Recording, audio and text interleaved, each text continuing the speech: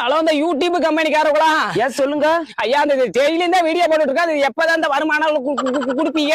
வீட்டுல விளக்கமா தடி வாங்க முடியல சார். 3 மாசத்துல 10 மில்லியன் வியூஸ் போனாதான் சார் வருமானம் கொடுப்போம். ஐயா. அது 3 மாசமா முக்கினாலும் இது 3 மில்லியன் போக மாட்டேங்குது. 10 மில்லியன் எங்க போறது? டீச்சர் அளவுக்குனாலும் போட்டு விடுங்க. இல்ல சார், 10 மில்லியன் வியூஸ் போனாதான் கொடுப்போம். ஐயா சாமி, கோச்சுக்காதீங்க.